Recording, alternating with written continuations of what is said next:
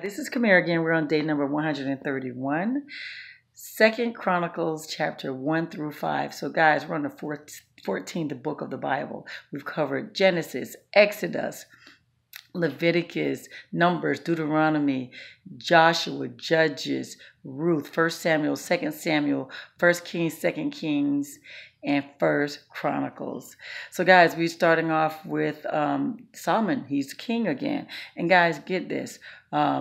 This was covered in First Kings already, but now again in Chronicles you have more details on the kings of Judah. So yeah, King Solomon is king.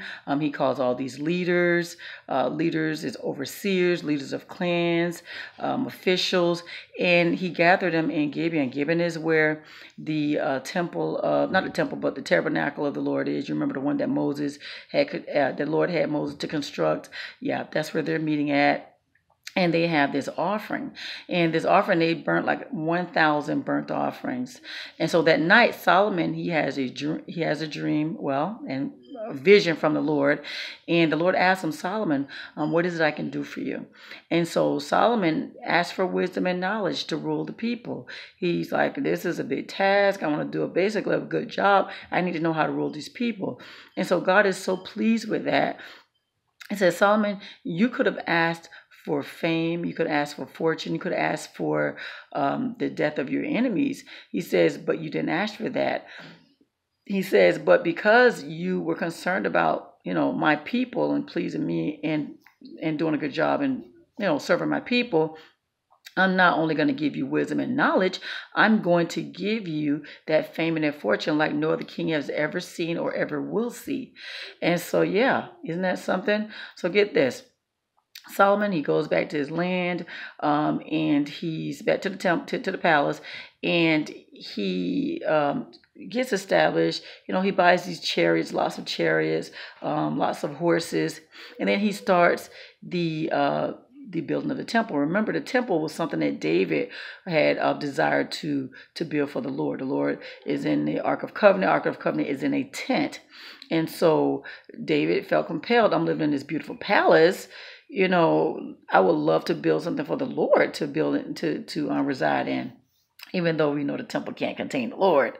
And so he has this idea. God gives him these plans, and he wanted his son Solomon to build that temple instead. So now Solomon's about to build that temple.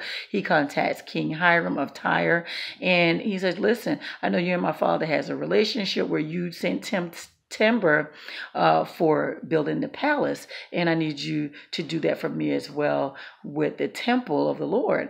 And so he also asked for a craftsman to help with the silver and gold work and some other things. And so King Hiram is pretty satisfied and pleased with, okay, so David's son is about to do this thing. He was very pleased with Solomon. And Solomon had also told him that you give me the timber I need, I'll supply you with 100,000 bushels of barley. I'll send you 110,000 gallons of wine, 110,000 gallons of olive oil. So Hiram is very pleased with that. He's very pleased with that. And he sends his craftsmen, and they mention his name. I believe his name is Huram Abi. Yeah, he spent time telling Solomon what he was going to send him. So he's very pleased with that.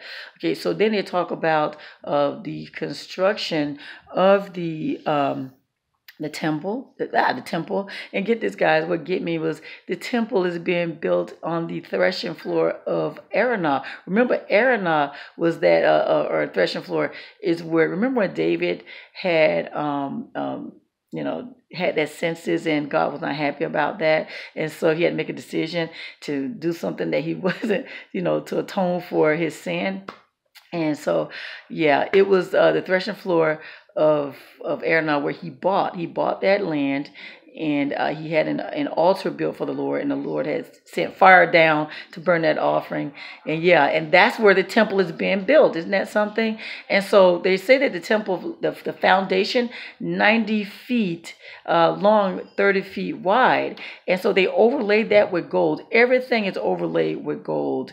The most high area where only the high priest will be going, where they're always going, even in the tabernacle. But here, this is where the Ark of Covenant is going to be placed. And again, only the Most High will go there. They're saying the foundation of that was overlaid with I think 23 tons of gold, but the walls were overlaid with gold. The walls also had precious jewels and stones in them, as well as gold. The cherubim wings, which spanned out by 30 feet, I believe, 15 feet high, that was overlaid with gold. But yeah, there's a lot of gold being done there. Even the utensils, everything was overlaid with gold. And it talks about all of that. Talks about the two pillars that were erected there. There was one in the north, one was the south, and they were named like Boaz was the north and Jachin was the south. I don't remember what Jachin's place was in all of this, but his name was, he was the North Pole was named Jachin. South Pole was named Boaz. And so that's basically it, guys, as far as the temple is concerned. It was erected, totally constructed, and now Solomon is now placing. This is the thing, though. David had special gifts that he wanted to place in the temple as well. So now Solomon is placing those gifts in the temple's treasury.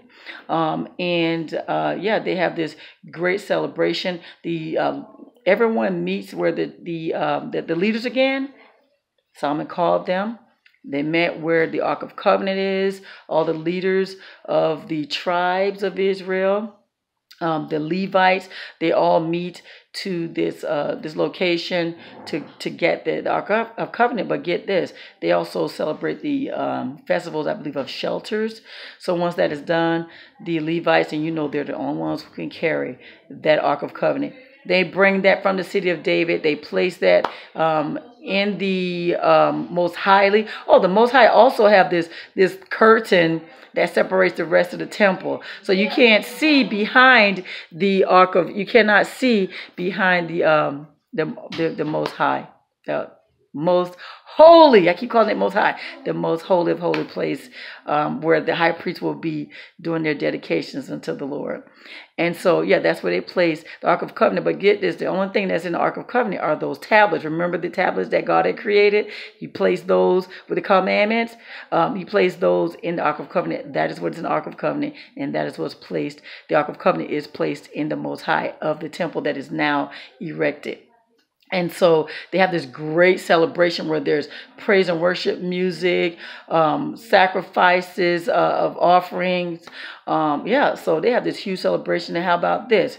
God makes an appearance. When I say an appearance, I mean he fills the temple with smoke. Smoke is filled, and that shows that the Lord's presence is there, and it shows that God is pleased with what they've done. Isn't that something? So there we have it. Solomon has completed what he's supposed to do. He's built the temple, and God is pleased with that temple. And guys, again, this was covered in 1 Kings and again here in 2 Chronicles. And we covered again, guys, this was day number 131, 2 Chronicles chapter 1 through 5. You guys have a God-filled blessed day.